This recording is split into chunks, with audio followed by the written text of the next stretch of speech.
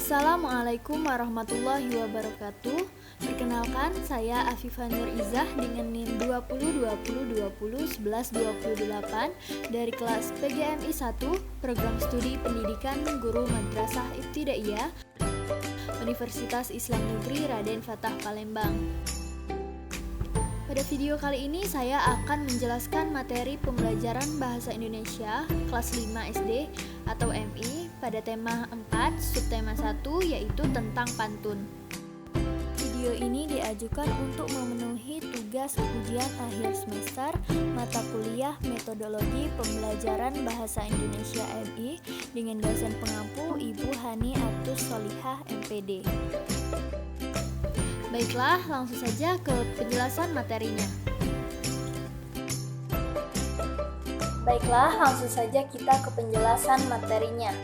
Apa yang dimaksud dengan pantun? Pantun merupakan salah satu di antara karya sastra yang masih populer hingga saat ini. Jadi, pantun adalah jenis puisi lama yang tiap baitnya terdiri atas 4 baris, serta memiliki sampiran dan isi.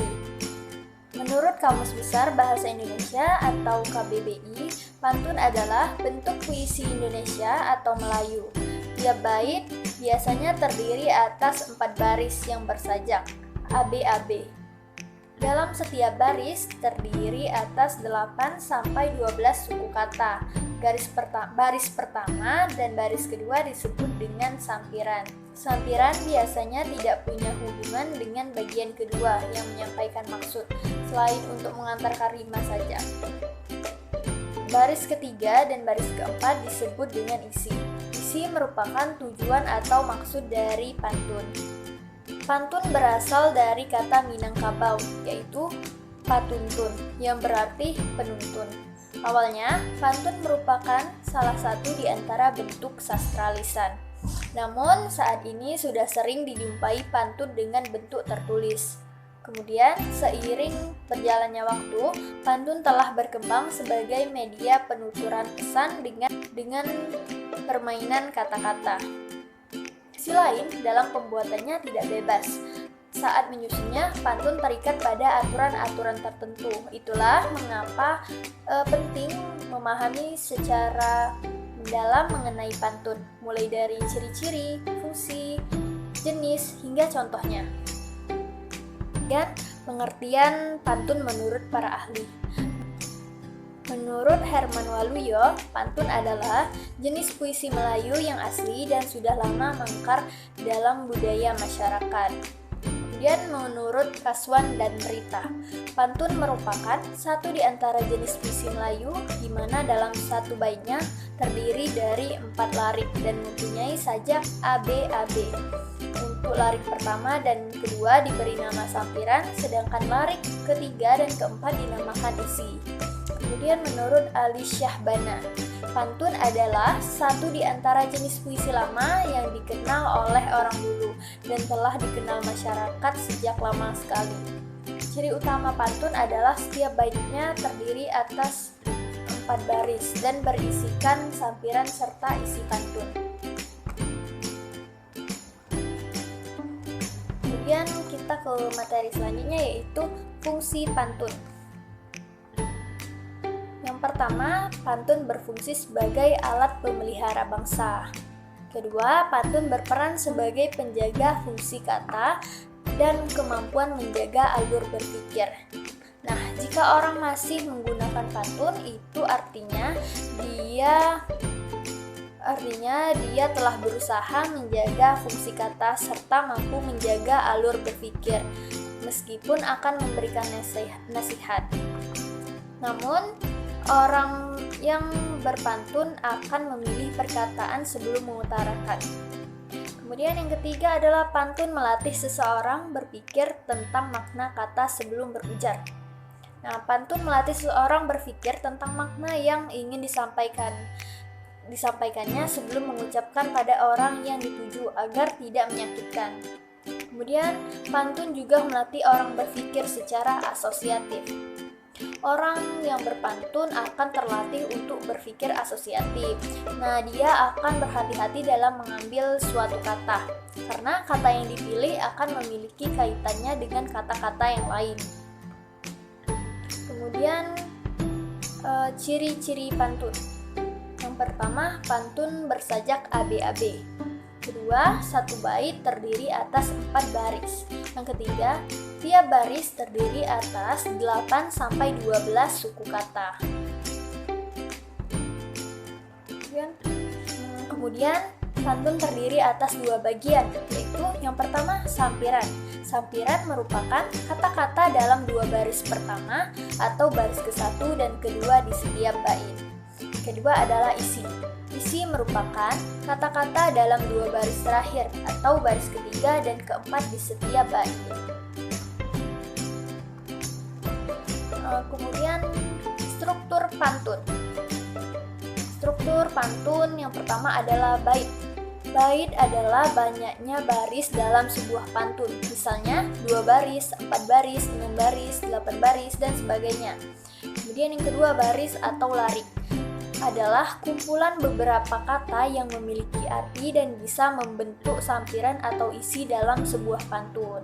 Yang ketiga adalah kata. Kata yaitu gabungan dari suku kata yang memiliki arti. Meski begitu, ada kata-kata tertentu yang hanya terdiri dari satu suku kata. Kemudian suku kata. Suku kata adalah penggalan-penggalan bunyi dari kata dalam satu ketukan atau satu hembusan napas.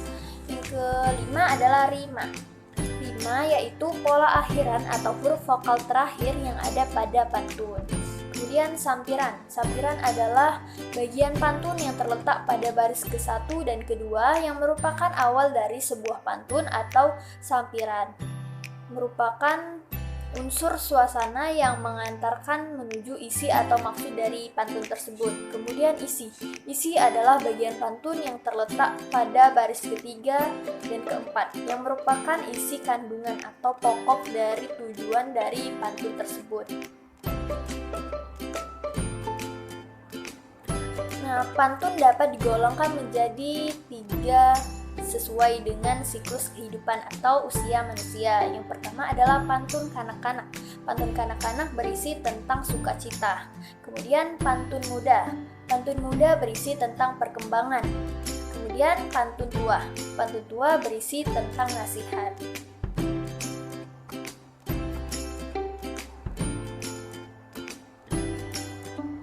Berikut ini adalah contoh dari ketiga pantun tersebut.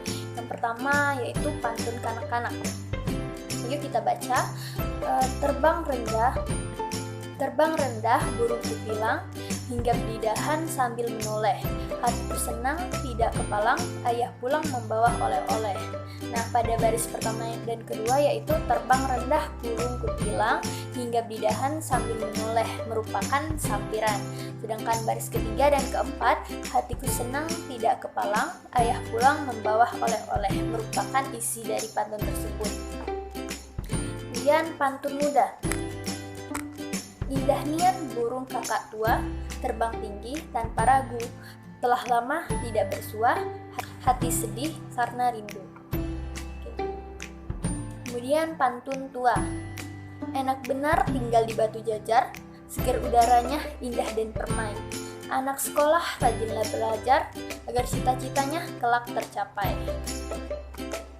Kemudian ada lagi contoh pantun, yaitu contoh pantun nasihat. Merah muda baju si bibi, di tangannya ada bayam seikat. Masalah warga datang bertubi, berkumpullah untuk mufakat.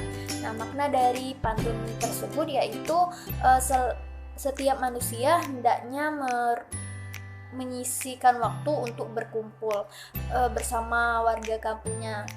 Berkumpul untuk membicarakan masalah bersama hingga mencapai suatu tujuan atau mufakat.